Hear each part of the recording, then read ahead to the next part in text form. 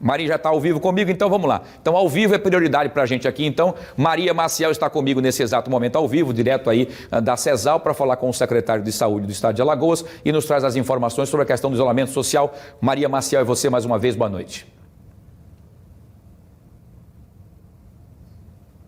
Exatamente. E a gente volta para trazer um dado importante. Alagoas tem o menor índice da taxa de isolamento social, é 49,3%. E isso traz um risco enorme. E quem vai falar para a gente, né, dos riscos desse nível, né, de isolamento social é o secretário de Saúde, Alexandre Aires. Boa noite, secretário. Esse é um alerta que o senhor tem feito, inclusive, nas suas redes sociais, né? Por que é tão importante a gente manter o distanciamento social? Olha, nós temos trabalhado duro nesse enfrentamento do Covid-19. Para você ter uma ideia, de março para cá, nós já estruturamos mais de 100 leitos de UTI. Adquirimos testes rápidos, estamos ampliando o número de profissionais na saúde, compramos EPI, mas nada disso terá resultados aqui em Alagoas se a gente não tiver a participação e a colaboração da população alagoana. Então, quando a gente encara e recebe esses dados estatísticos dizendo que outros estados do Nordeste estão cumprindo o isolamento social determinado pelos governadores através de decreto, e aqui Alagoas está nos últimos lugares, a gente fica muito preocupado, porque esse trabalho tem que ser um trabalho conjunto. E o que eu disse hoje e que eu tenho repetido constantemente é que as pessoas não podem esperar para fazer o isolamento social quando as mortes começarem a ter nomes de familiares, nomes de amigos da sua convivência diária. Aí, com relação a esse isolamento social, até mesmo as autoridades especialistas dizem, né, que o ideal é 70%, pelo menos, né? Nós iniciamos essas medidas restritivas ainda em 13 de março. Isso fez com que Alagoas postergasse o crescimento da curva epidemiológica aqui. Nós temos acompanhado o que tem acontecido em Pernambuco, no Rio Grande do Norte, na Bahia, no Ceará, só para falar dos estados do Nordeste, aqui alguns estados do Nordeste. E a gente conseguiu postergar, isso deu tempo da gente montar mais de 100 leitos de UTI. A nossa meta são 250 até maio, até 15 de maio, mas, como eu te disse, não vai ter leito de UTI para todo mundo se todo mundo ficar doente ao mesmo tempo. Esse é o grande mote e a grande conscientização que a população alagoana precisa ter. A gente precisa se isolar para que as pessoas possam utilizar, quem precisar, utilizar o leito de UTI, sem a necessidade de que todo mundo use ao mesmo tempo. Agora, com relação ao estado de Alagoas, né, que regiões merecem mais atenção? A região metropolitana ainda é o que chama mais atenção com relação ao menor índice?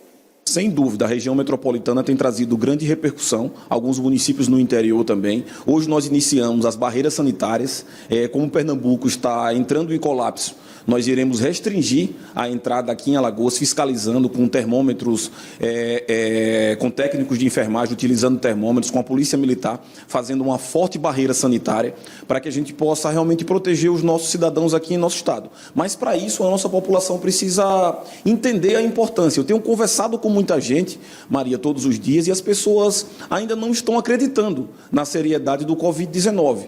Tem gente ainda pensando que é uma simples gripe. Isso se deve ao número pequeno de casos, seria isso?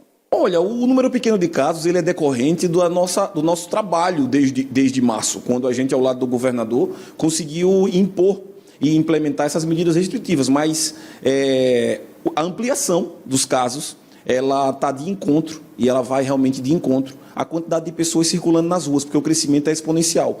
Então, se a gente tem 80 casos hoje, 89 casos hoje, com o último boletim, se a população continuar indo para as ruas do jeito que está indo, eu não tenho dúvida que daqui a 7 dias nós teremos o dobro de casos aqui em Alagoas. E é melhor não pagar para ver, né? A população não pode pagar para ver. O poder público sozinho não vai conseguir resolver essa pandemia, nem enfrentar essa pandemia. A gente precisa da colaboração e da conscientização da população alagoana. Bom, secretário, falando nesses municípios, a partir de amanhã, então, serão enviados kits, testes rápidos aos municípios? Qual vai ser o número? Isso, nós estamos ampliando o trabalho do LACEN. Nós adquirimos 2.000 testes em São Paulo, testes PCR, que são testes mais elaborados, e estamos encaminhando algumas amostras para lá. Mas, em paralelo a isso, nós também adquirimos testes rápidos. E nós temos aqui para mostrar para vocês, esses testes rápidos que estão sendo encaminhados para os municípios alagoanos. Uma parte ficará aqui, Uma parte dos testes rápidos ficará aqui no centro de triagem, no SESI. Já começamos a realizar testes hoje lá. Para você ter ideia, atendemos hoje em torno de 100 pessoas lá no SESI, no centro de triagem. 21 foram testadas porque os médicos entenderam que era necessário e já deu um positivo. Hoje lá, vai entrar no boletim de amanhã, estou aqui te antecipando. Mas o importante é que esses testes que chegaram no Ministério, eles estão indo para os municípios para que a gente possa acelerar a identificação dos casos positivos também no interior e isolar rapidamente essas pessoas. Agora, como é que vai ser a indicação desses testes? Vão ser feitos nas unidades de saúde, evitando também que as pessoas se desloquem para cá? Não, testes sempre nas unidades, as unidades já estão capacitadas, a gente tem dialogado com os secretários municipais de saúde, são testes simples de se realizar e em dando negativo, Maria, é muito importante que a população tenha esse entendimento. Em dando negativo e permanecendo os sintomas, a gente encaminha o cidadão para fazer o teste PCR, que é um teste mais elaborado, mas em dando positivo, ele já deve ser imediatamente isolado para que a gente possa conter o crescimento da curva. E esse teste é aquele que faz no 7º dia da apresentação dos sintomas? Isso, muito bem lembrado. Não adianta fazer esse teste no 1º, no 2º dia de uma tosse ou de uma febre, porque ele vai dar um falso negativo. É por isso que a permanência dos sintomas e a partir do 7º dia, ela é indispensável para que a gente tenha uma fidelização maior no resultado. Certo. Muito obrigada, secretário, pelas informações. Então, adiantando então que os municípios vão ter acesso também a esses testes rápidos, que é mais uma estratégia da Secretaria de Estado da Saúde, justamente para ampliar e fazer com que a gente tenha um número exato, né, consiga aí identificar esses casos da Covid-19. Voltamos com você, Wilson.